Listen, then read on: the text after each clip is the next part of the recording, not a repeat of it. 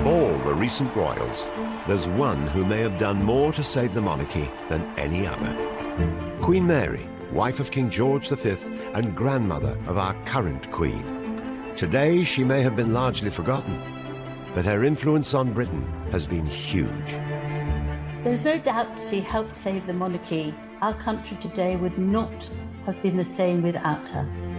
From unpromising beginnings. The whole experience of her childhood was about being embarrassed by her mother.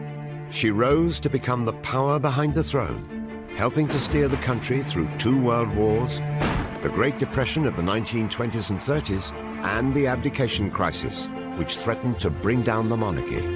I have found it impossible to carry the heavy burden of responsibility. What Mary felt was, okay, if that's what my son wants and he wants to marry Wallis Simpson, he can, but she's not going to get the title, Royal Highness. But how did this paragon of conservatism become an unlikely modernizer? And along with her husband, help redefine the role of royalty. They played a role really on the world stage, which made a huge impact on the idea of the monarchy as a global brand. How was she able to become the first royal to reach out to the working classes? Mr. Howes is an unemployed miner, and he and his family have the pleasure and honour of showing Queen Mary over their house. It wasn't any longer enough to just do away with it. And she and George V were the first of the royals to interact with the general public. And why was she such a huge influence on our current monarch? Mary exuded that duty, exuded that steadfastness, exuded that uniting a nation. And that's exactly what Queen Elizabeth has done throughout her reign. This is the truly remarkable story of a queen who not only reshaped royalty, but had a profound effect on the whole country. The truth is, Mary's influence is still around today. We would be a very different world, I think, if she had not been around and married her king.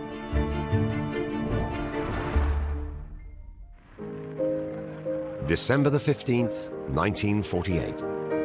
The christening of 4-week-old Prince Charles. Sat resplendent next to the Queen, her grandmother, Queen Mary, matriarch of the Windsor clan and a living link between the Victorian era and our present monarch. However, 4 years later, she would be mourned by the nation. Her devotion to the monarchy, her services to Britain, which will not be forgotten.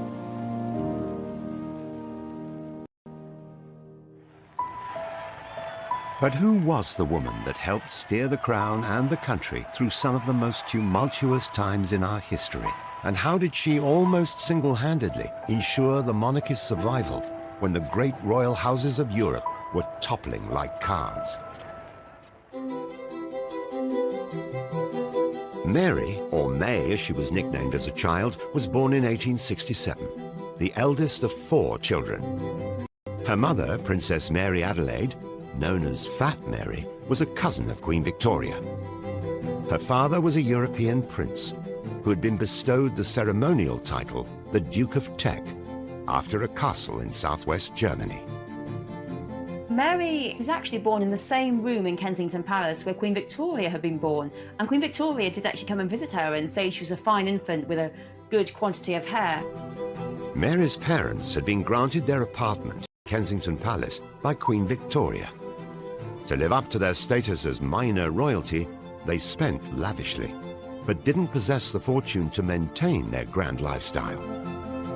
When Mary was just 16, her family was threatened with bankruptcy and driven into exile. There came a point when the Tecks really basically ran out of money, so they had to decamp rather quickly to Florence to avoid their creditors. This, of course, was brilliant for Princess May because she was very, very cultured, and so going around all those wonderful galleries, she literally absorbed information and emerged from that phase as a very cultured young woman. Mary's interest in art and culture would stay with her throughout her life. However, her upbringing had another, more sobering effect on shaping the future Queen's personality. I think the whole experience of her childhood, really, for May, was about being embarrassed by her mother, who was loud and enormous, and extravagant, and her father, who was also very extravagant, but also slightly mad, and eventually, in fact, went insane. And so I think she's very influenced by this. She grows up to have a sort of immense desire for respectability. May grew up to really need order and control and a sense of routine and a sense of things being calm, organised, following protocol. It was order, it was decorum, and all of those kind of things were very important to May. And it was monarchy that best represented the virtues that Mary held dear. Virtues that hadn't gone unnoticed by Queen Victoria.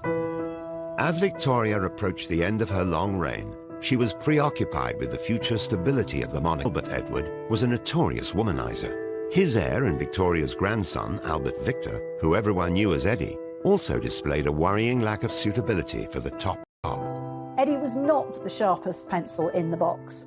He had a reputation for being both quite dim and also sort of useless and floppy and sort of fragile. And Queen Victoria felt he needed a wife who was going to kind of support him, basically, and make sure that he did his duty.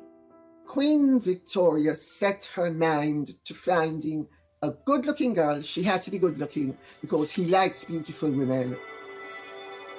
The woman who Queen Victoria decided had the perfect combination of beauty and breeding for her grandson, Princess Mary. For Mary, there was something really central about knowing your position, knowing your duty, and knowing what you had to do. And Queen Victoria could see this. She recognised this in the young princess. Victoria then was this great matchmaker. She saw in May exactly the kind of calming, stabilising influence Victor Albert, or Eddie, needed. Mary's devotion to the monarchy also made her an ideal future queen. She truly believed that royalty had been ordained by God to do good and to be embodiments of more dutiful ways of doing things. So there was almost a religious, certainly a vocational element to her thinking and her attitude. Queen Victoria saw in May a woman who was very like herself, very determined, very intelligent, and someone who thought above all about duty.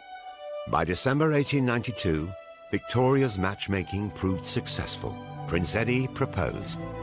For Mary, the engagement offered the chance to restore the damage done to her family's reputation by their financial difficulties and place herself at the centre of royal affairs.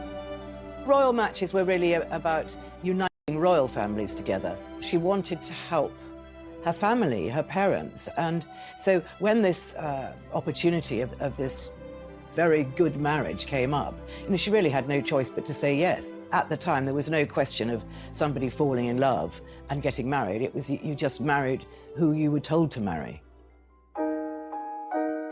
A date was set for the wedding, but Mary's prospects would be cruelly dashed.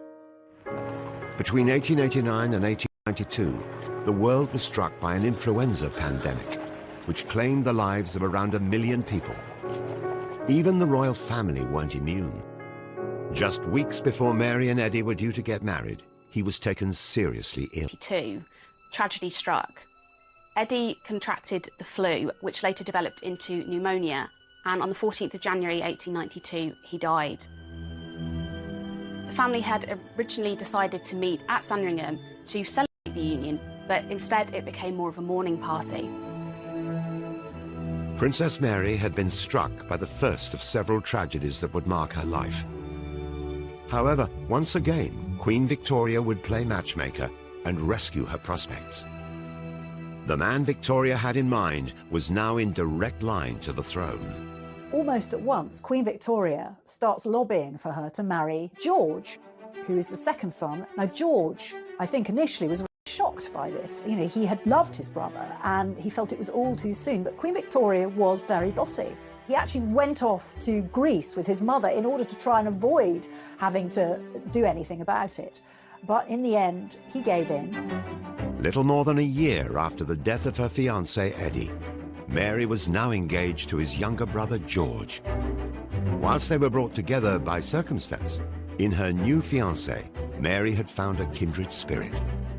was very, very different than his brother. Rather than being wayward, dissolute lifestyle, George was much more measured, much more ordered, much more well-behaved. And so in that sense, him and May were a well-suited match.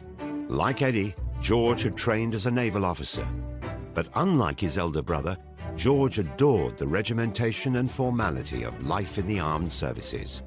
George was very straight-laced and he liked to keep things simple. He understood his position as now second in line to the throne. And this was reflected in Mary. Duty ran to her call and she understood what was expected of her as a new member of the royal family. Mary and George were married in July 1893 at St James's Palace in London. What started out as an arranged marriage would last for over 40 years and come to redefine the role of monarchy. I think that they were so much alike in their sense of duty and responsibility. But considering this was really an arranged marriage, I mean, who would have thought that this would turn out to be, you know, one of the greatest couples the monarchy has ever seen? Mary and George would have to wait another 17 years before they came to the throne. However, with the country in the grip of unrest and division, how would the new queen help save the monarchy and help it become a global brand? She understood that the world was changing and that the monarchy had to change with the world.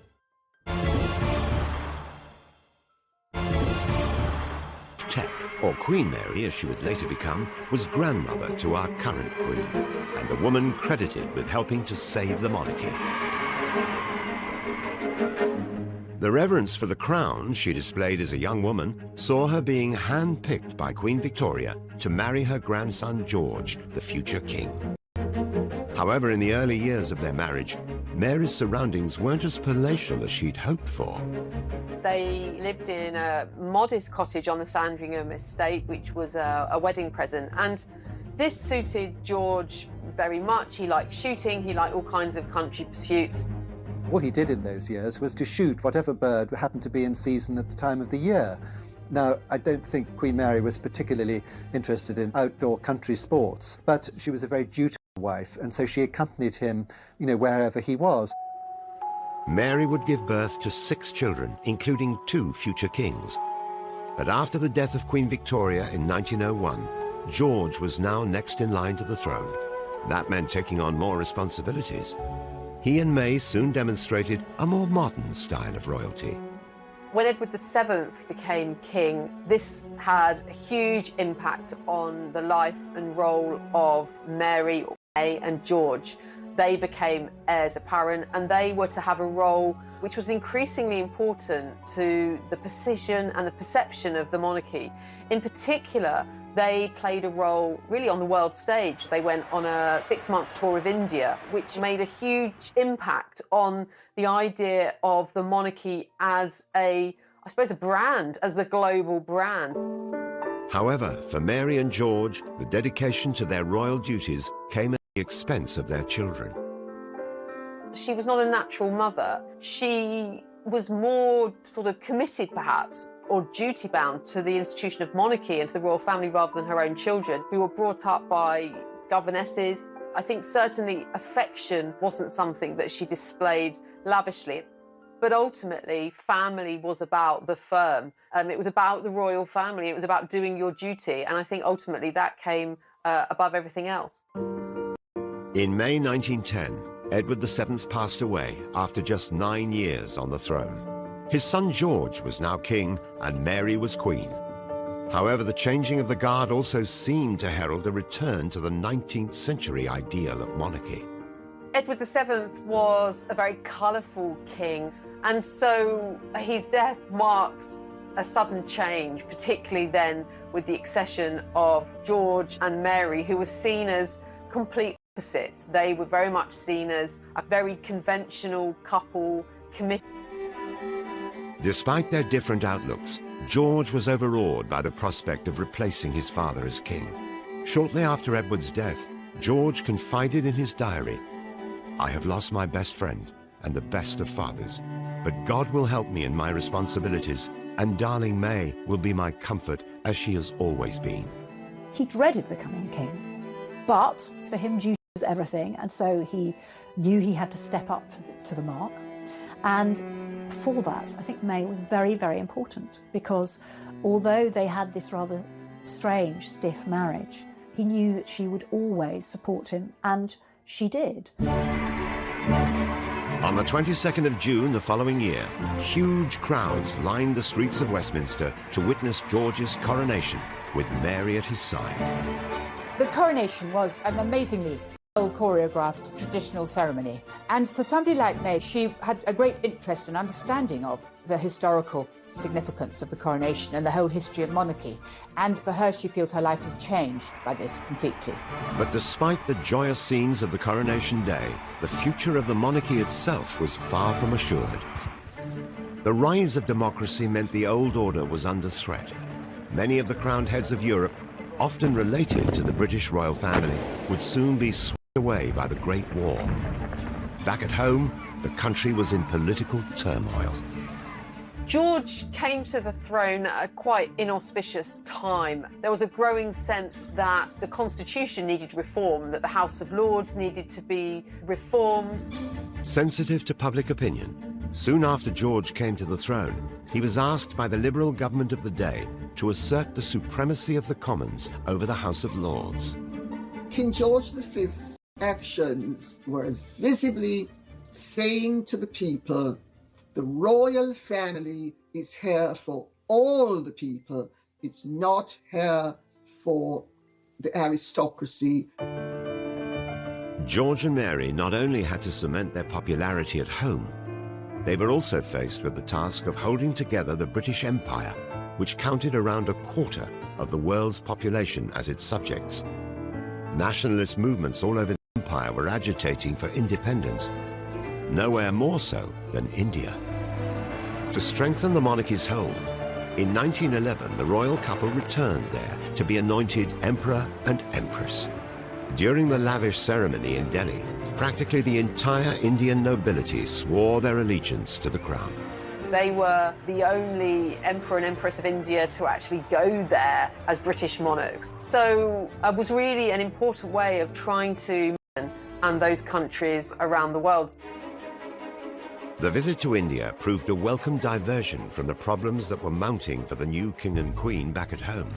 The country was racked by social division, and the suffragette movement was fighting for women to be given the vote.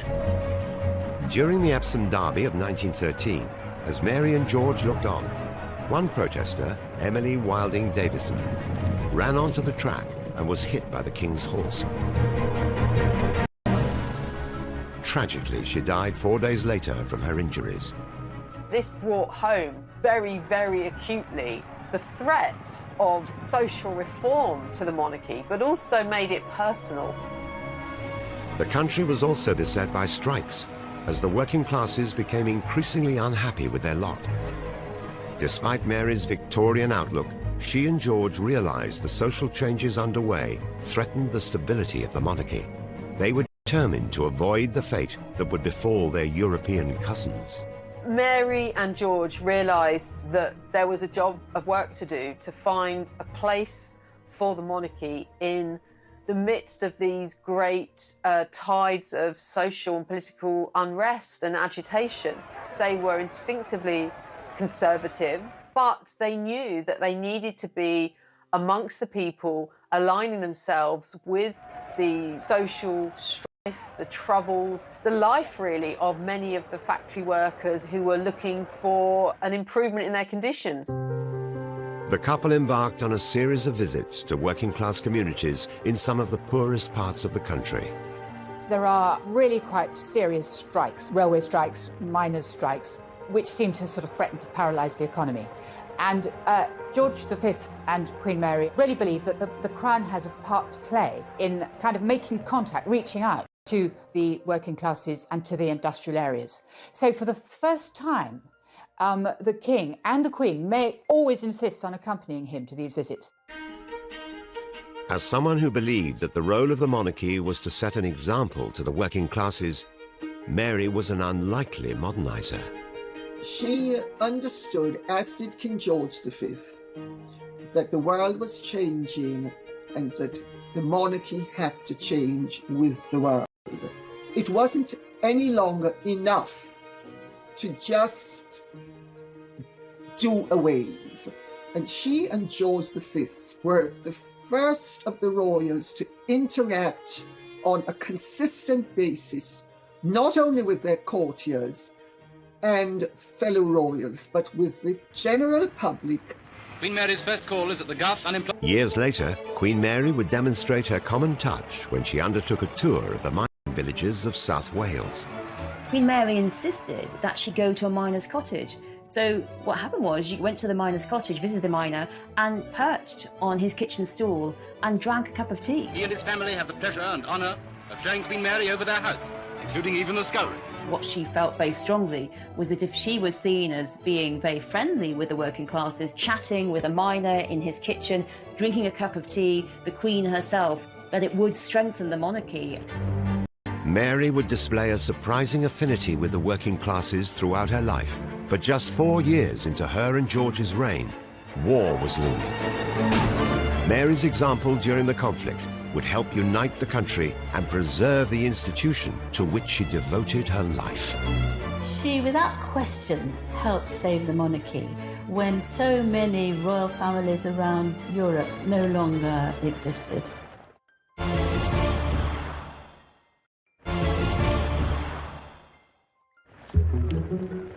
Queen Mary's influence on the modern-day monarchy is huge. In times of crisis, our Queen is a figurehead to the nation, just like her grandmother was over a century ago. The monarch is a point around which the people can unite. For example, most recently, the Queen in her coronavirus speech. Together we are tackling this disease, and I want to reassure you that if we remain united and resolute, then we will overcome it. King George and Queen Mary are seen as the brains behind this hands-on style of monarchy that we see today. Having that monarch who is actually just there for the good of the people and keep the country going, that's really key, and George and Mary recognised this.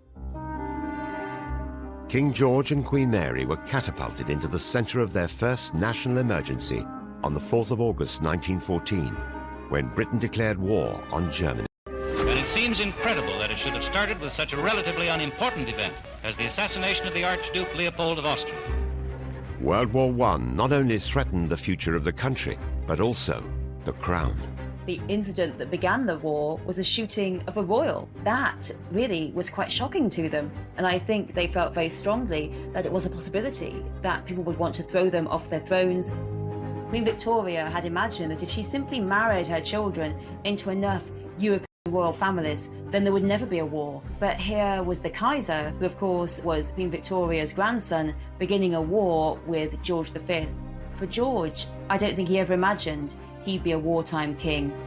European monarchs related to King George were stripped of their crowns, including his cousin, Tsar Nicholas II. The Tsar of Russia, and royals all over Europe lose their thrones, and some of them are assassinated.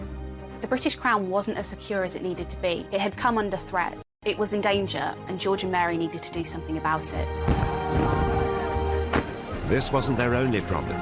Almost 9 million troops from the British Empire were sent into battle, and the death toll at home and abroad was quickly rising. So many people died, so many families lost relations. There's never been such a tremendously awful wipeout of talented, well-educated, sound people. It was a terrible, terrible loss of life. As war raged on, and with the crown under threat, King George was in a precarious situation. Queen Mary is often credited as being his most trusted advisor, and her wisdom and knowledge would become critical for the survival of the monarchy. He was very concerned about the millions of his subjects who were losing so many loved ones, and he relied tremendously on his wife. She had been taught a lot about history by her governess, and she would offer examples of how other royals had coped in different times.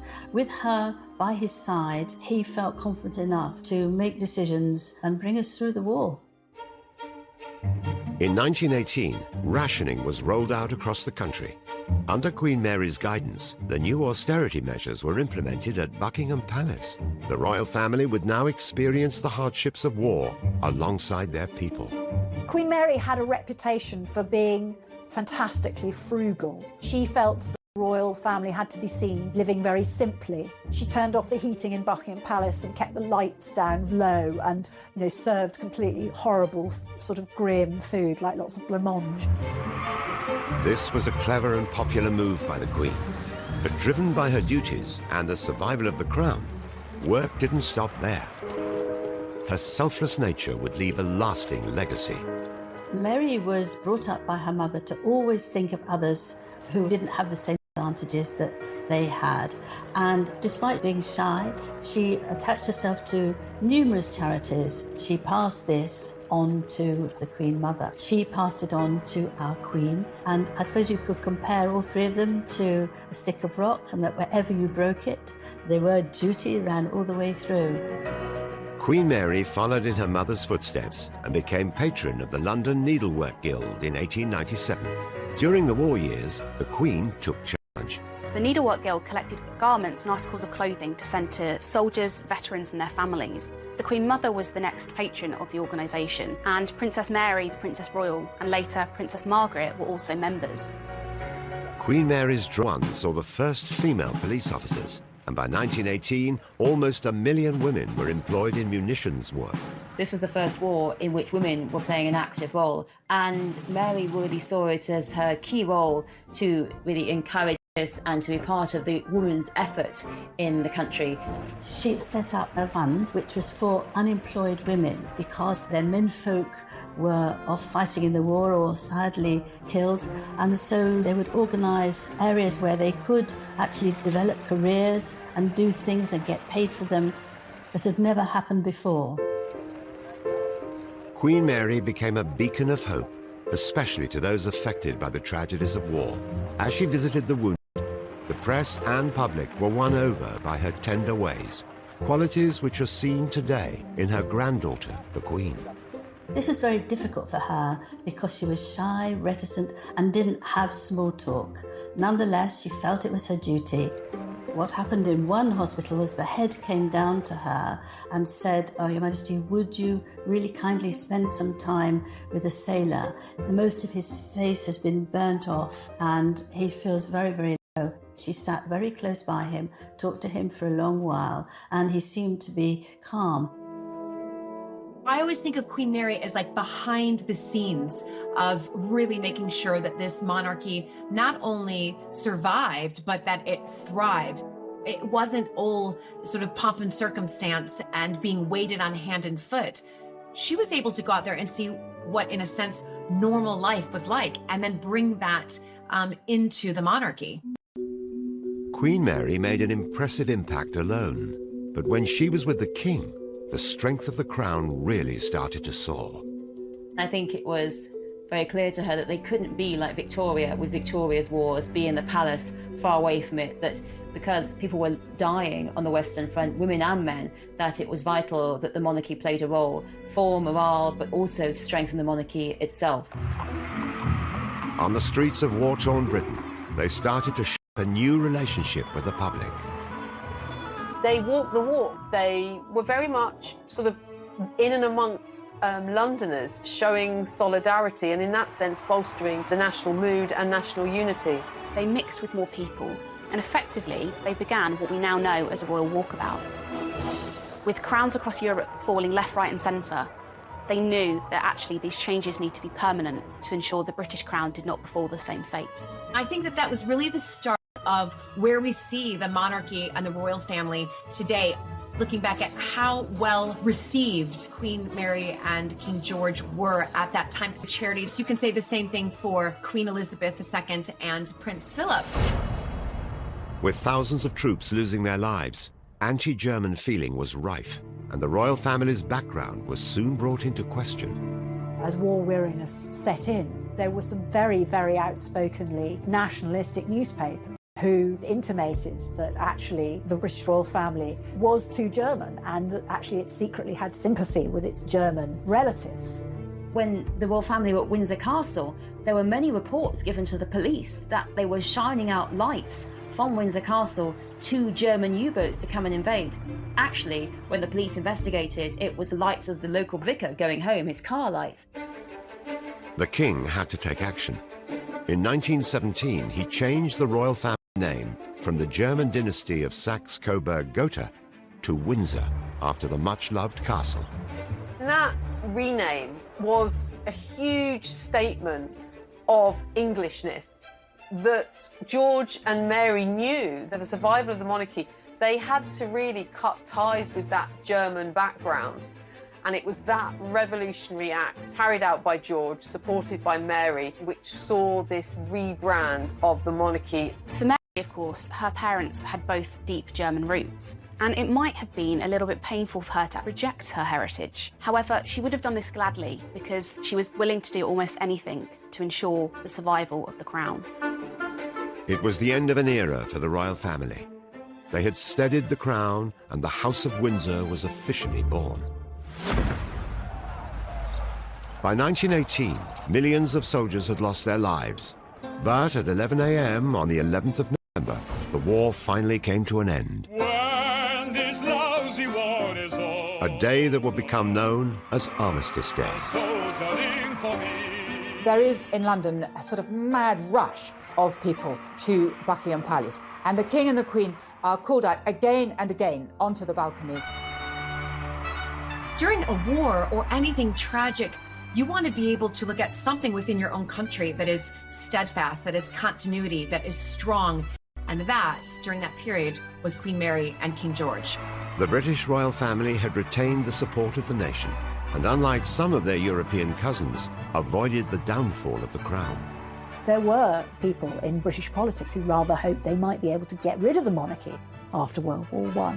But they were disappointed. From a position in 1914 when the monarchy looked to be very much on the ropes, through the actions of Mary and George in the war, it left the monarchy after the war stronger, perhaps, than it had ever been. Secured the British monarchy for the future. George and Mary had modernised it, they'd made a new dynasty, and they'd saved the British crown. Queen Mary's devotion to duty through the Great War had helped save the monarchy for now, although it wasn't long before her strength and support would prove critical to the crown once again.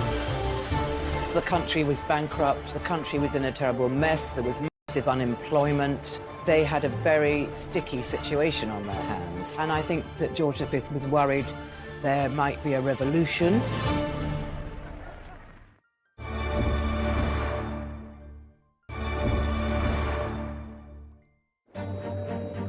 The role of royal consort is often a difficult one.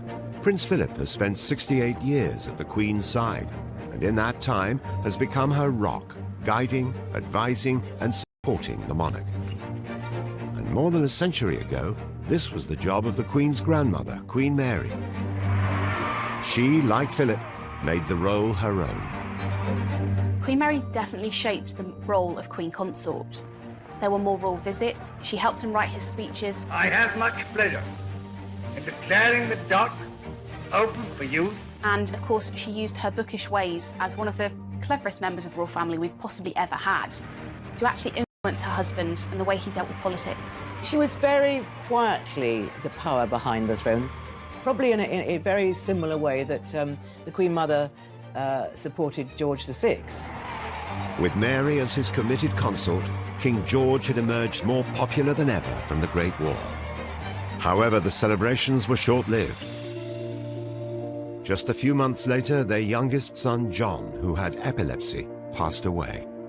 She writes in her diary that she's very sorry and that it's incredibly sad, but she never refers to him again. I think that she felt very deeply that it was her job to remain strong, both in public, but also for her husband and for the family and for the crown.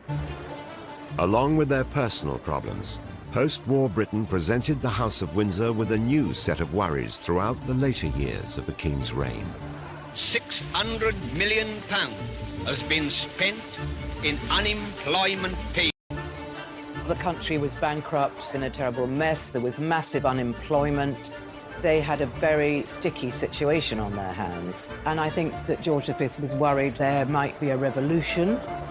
The world really shifted, and George and Mary were aware of that, and they had to shift with it. It's under King George and Queen Mary that the working classes demand for more representation, that women get the vote, and that everything becomes a more egalitarian society. And side over this period of huge social change. King George and Queen Mary were seen by many, including their family, as unlikely modernizers. But to keep themselves relevant and revered by the public, they began to embrace the changing face of Britain. They were conservative with a small c, so much so that their son David said that they were waging a private war with the 20th century. Although they didn't like change, they understood that it had to be done. One of the biggest changes was in 1924, when James Ramsay MacDonald became the first Labour Prime Minister. The King makes this very strong attempt to befriend the Labour Prime Minister, and the Queen, too, plays an important part in trying to, invite the Labour wives to court and make them feel at home. This is politically really important.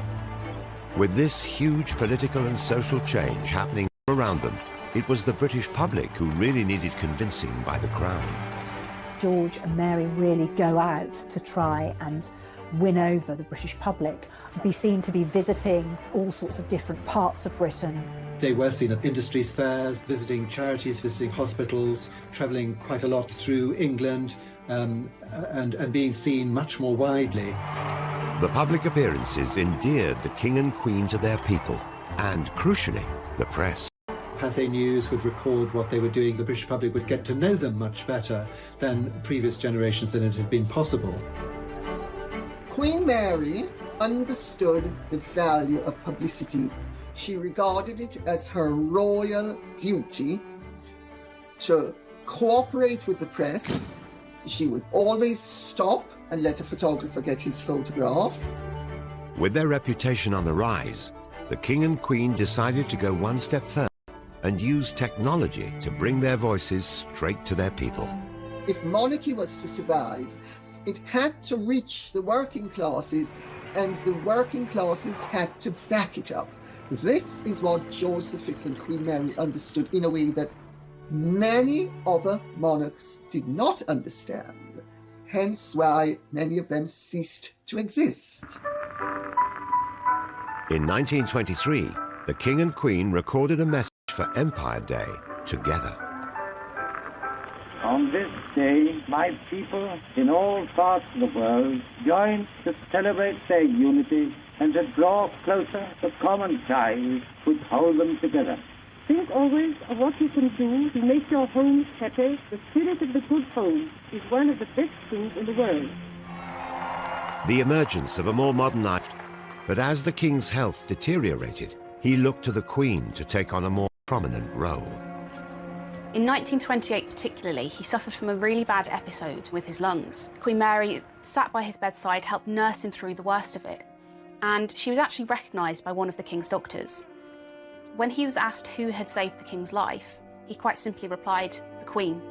He really did suffer from periods of great exhaustion, and in some sense the energy of the monarchy, as had been so visible during the early years of the reign, really now was focused on Mary. Throughout the 1930s, Queen Mary increasingly took centre stage. Keeping up the popularity of the Crown was vital for its survival. I am happy to name the ship the Queen Mary. Queen Mary's unwavering commitment to the Crown and support to her husband didn't go unnoticed. In 1930, he opened up to his wife in a touching and personal letter. I can never sufficiently express my deep gratitude to you, darling May, for the way you have stood by me. This is not sentimental rubbish, but what I really feel. They were an extremely devoted couple. They could have been Mr. and Mrs. George Windsor in Surbiton.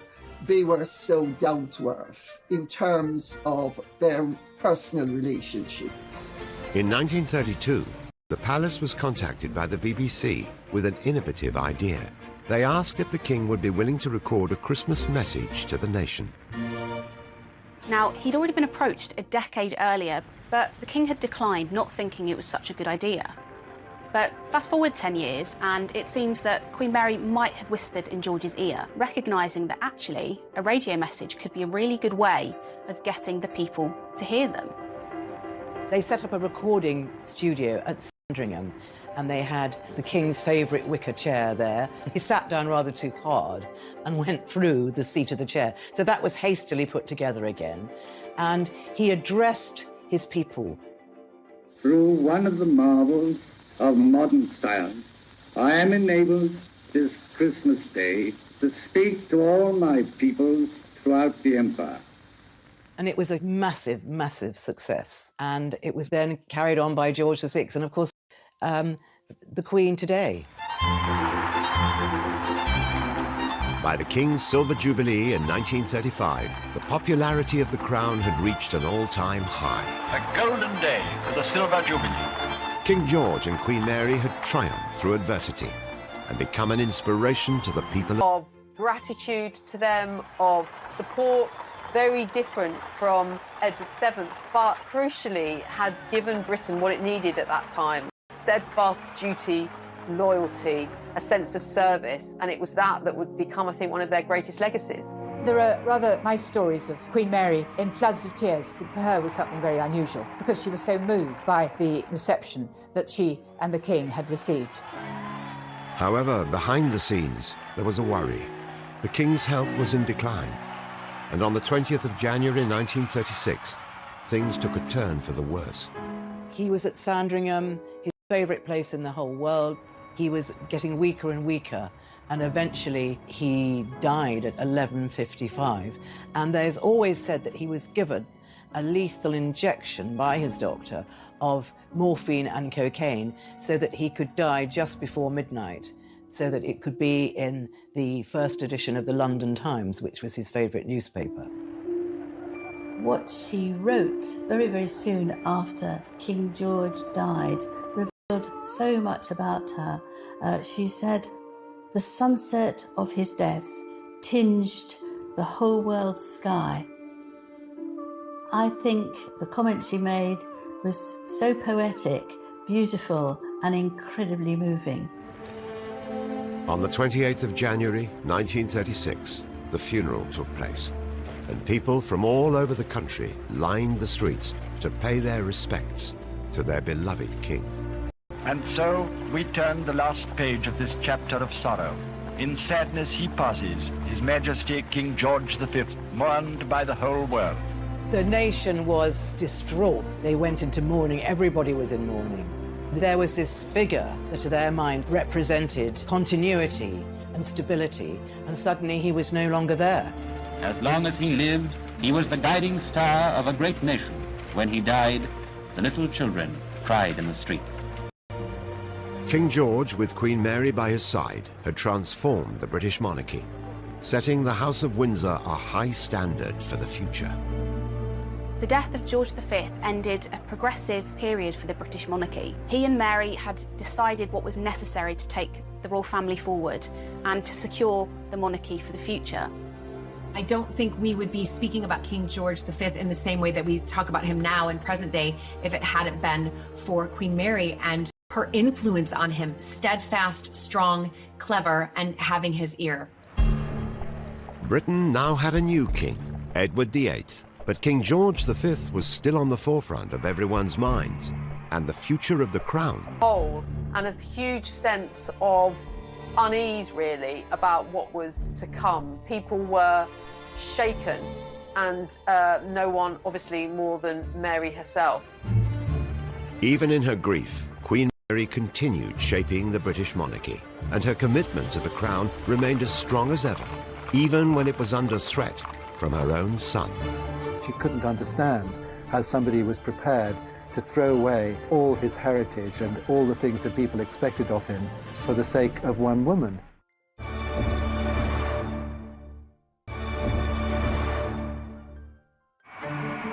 For Queen Mary, duty and the crown came above all else, even family. She and George had 5 sons. 2 of them would go on to become king. The first was Edward. When his father passed away, he became Edward VIII. When I say the king, what do you mean by launching a ship? Leslie said that's a woman's job, not a man. Edward was very handsome. He was small in stature, but very good-looking. He was suave, he was intelligent, beautifully dressed. He was an innovator of fashion. Everything he wore, people copied. But he did not share his mother Mary's views on the importance of duty. Edward was not bound by protocol, by expectation, in the way that Mary always had been. Edward ultimately saw personal happiness as his right, and Mary saw that that always had to be subjugated to duty and to service. Much of this was down to Edward's childhood. Although they had triumphed in their reign, as parents, Mary and George failed to instill their own values in their firstborn son. George and Mary were basically... She was, I think, quite a cold person. She didn't really know how to talk to her children, certainly not when they were young. Mary was particularly strict with her eldest son, Prince Edward, and there had been quite a lot of eldest sons in the past who'd misbehaved, been profligate, had mistresses. That was not what she wanted. She and George really saw it as their role to bring in this very moral, very strict type of monarchy. But their strict and distant parenting style appeared to have the opposite effect. Edward couldn't have been more different to his mother. He was young, experimental, fun, entertaining. He was really a party boy. Edward was always having affairs, especially affairs with married women, couldn't really settle down. She couldn't bear the fact that he was having a lot of relationships with people she didn't consider as suitable. One of Edward's lovers caused more concern for Mary than all the others. Edward fell in love with Wallis Simpson, a glamorous, divorced American, and it was the divorce that was the sticking point. And the problem was, if you were king, was that you were head of the Church of England. You could not marry a divorcee in the Church of England. It was not seen as acceptable. Queen Mary was very, very worried. I mean, she didn't think for one moment that he was going to try and marry Wallis, but she didn't like the influence that Wallis had over her son, who she knew was perhaps quite weak. And here was this very strong American lady that seemed to have bewitched him. But before being crowned king, what Mary didn't realize was that Edward had already decided he wanted to marry Wallis. One time he thought he could have a morganatic marriage, so he could be king and be married to Wallis Simpson, but she wouldn't be queen. That wasn't acceptable to Edward. He wanted to marry her absolutely all out. He wanted Wallis to be Queen Wallis, and also the morganatic wife was not acceptable to some parts of the empire as well. And he's told very clearly that you either don't marry her or you abdicate. Edward was forced into a corner. When it was looking likely that he would abdicate, Queen Mary stepped in. The dutiful Dowager Queen was not prepared to allow the personal life of her son to affect the reputation of the crown. When Queen Mary realised that he really was going to give everything up for Wallis Simpson, she summoned him to Marlborough House, where she was living, and said, "You've got to reconsider. You cannot do this." She just couldn't believe that he could do it. To be placed in the position of having to choose between love and a throne is one of life's most tragic dilemmas, even if the dilemma is of the king's own making.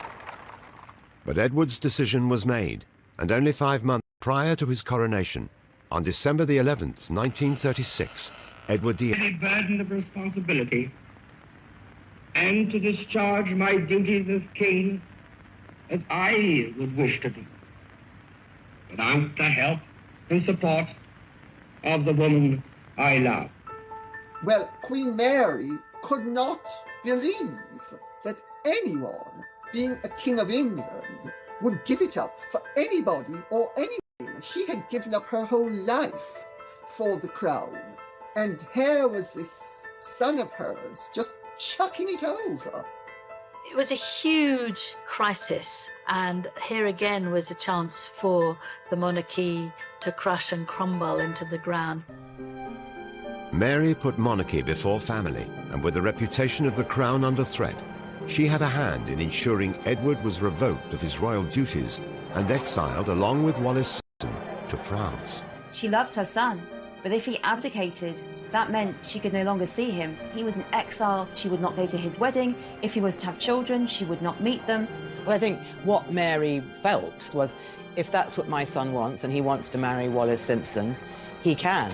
But she's never going to be a Royal Highness to me, and she is not going to get the title Royal Highness, and he can stay out of this country because I've got to help my second son take his role as king, and I don't want my first son interfering and trying to maybe stir up affection for himself, because people loved him. Edward was given the title Duke of Windsor and was not allowed to return home without permission. His brother Bertie, the Duke of York, became King George VI. He was the second of Queen Mary's sons to become king and was known for his stammer and shy, retiring nature. Everybody thought he was going to be a shambles and that his inadequacies would jeopardize the continuity of the monarchy. It was a huge personal crisis for Queen Mary. Everything that she and her husband had built up together potentially could bring the whole monarchy down. Mary, as Dowager Queen, had to do something that no other Dowager Queen had done. Most Dowager Queens, after their husband dies, really they get to step back from the public role, and that simply wasn't the case for Mary. She was expected to be out there, to be showing her support for her son, for George VI. And on the 12th of May 1937, Queen Mary's support was on full display at the coronation of King George VI, breaking with age-old tradition. Mary made a very significant decision, and that was to go to George VI's coronation. And that was something that Dowager Queens do not do. They do not go to the coronation of the successor. She broke precedent left, right and centre. She was giving the message, back my youngest son as king. Because there was some doubt as to whether George VI would be able to even fulfill the role adequately. However, thanks to the support of his mother Mary, George would quickly prove to be a powerful symbol of courage and fortitude at the outbreak of the Second World War, just 2 years into his reign. For the second time in the lives of most of us, we are at war. George, in those activities through the war that him and the later Queen Mother performed, were very much inspired by Mary, leading from the front, showing a sense of solidarity with people and guiding her son through another war that left, once again, the monarchy strengthened by it, not undermined as it may well have been. Mary was ruthlessly determined to protect the monarchy, even putting it above her son. By instilling the same principles and dedication in Queen Elizabeth, Mary would prove to be a huge influence. I have to tell you, I do not think that she would have made as good a queen as she has made had she not had her grandmother's influence.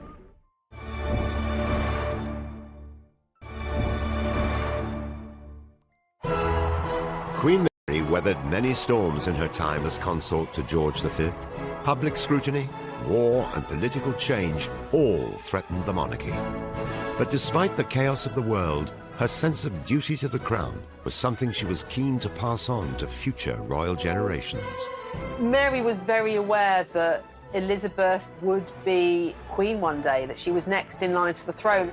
Queen Mary, I think, had a real sense of responsibility in instilling in the young Elizabeth the kind of values which she knew would ultimately be needed if the monarchy was to endure. Mary felt very strongly that Elizabeth should be having more education in history, in geography, learning about her country, and she took it upon herself to take Elizabeth and Margaret out on outings to galleries and to really try and show them around, because Princess Elizabeth's parents were a little bit distrustful of education. Mary also felt that as future queen, Elizabeth's education should include etiquette. The first thing she taught young Princess Elizabeth was to sit up straight and to stand straight, not to fidget. And she made sure that the pockets of the princess's coats were sewn up so she couldn't put her hands in her pockets. And she also taught them the royal wave with a handkerchief.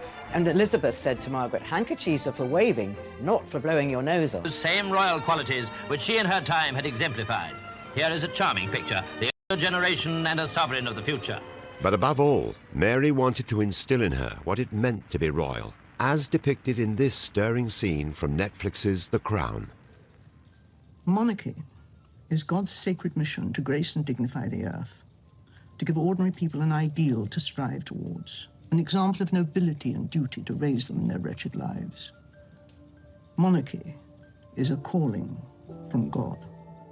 This wasn't a job to her, and She felt that she had been chosen to do this, and she instilled that in the young Princess Elizabeth, that duty was all important and self was not important.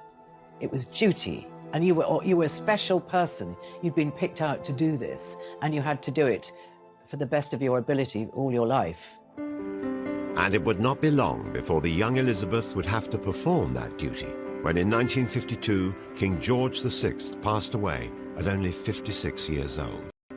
The death of George VI in 1952 was a great shock to Queen Mary, but no one expected him to die so young.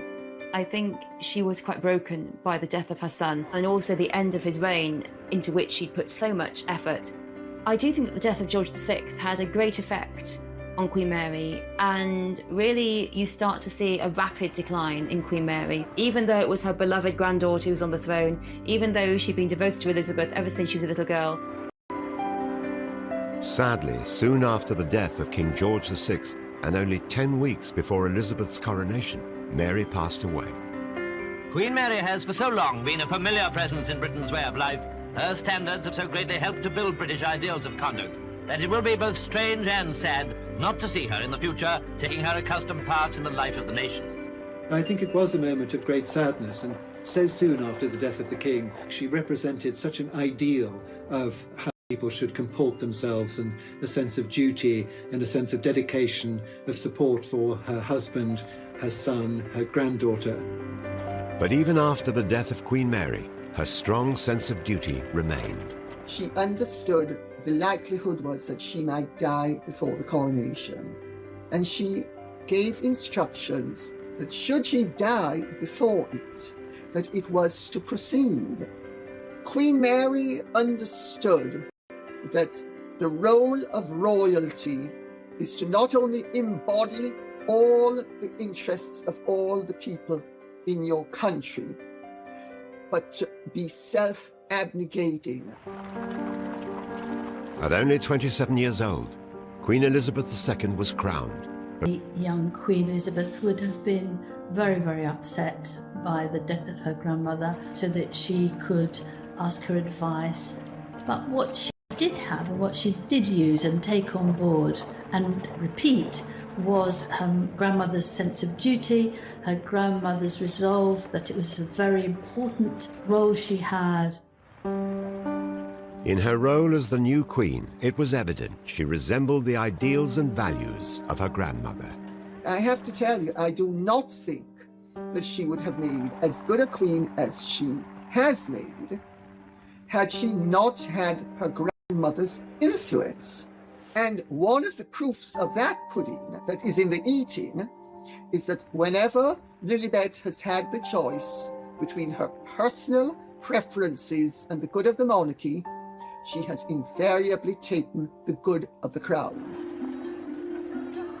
Mary left a great legacy through her sheer determination and dedication to duty by building a stronger monarchy in a time driven by war, political turmoil, and social change. At the age of 94, it's apparent that Mary still resonates with the Queen today. Just recently, the speech that she gave to the nation on the coronavirus, right there, the brooch that she's wearing is Queen Mary's brooch. And you can only sense that she specifically and purposely chose that brooch because Mary exuded that duty, exuded that steadfastness, exuded that uniting a nation. And that's exactly what Queen Elizabeth was doing and has done throughout her reign. Mary's devotion to the crown and the nation during times of crisis have had a considerable impact on how the monarchy is viewed today. If Queen Mary were alive now, she would say above all that she had succeeded, because Queen Mary's great vision, her great aim, the ambition, was that the monarchy would continue. She helped lead the country through 2 major wars, and she's generally opened up to the subjects. I think she helped to save the monarchy. Looking back, I don't think she could have realised how important she really was. We would be a very different world, I think, if she had not been around and married her king.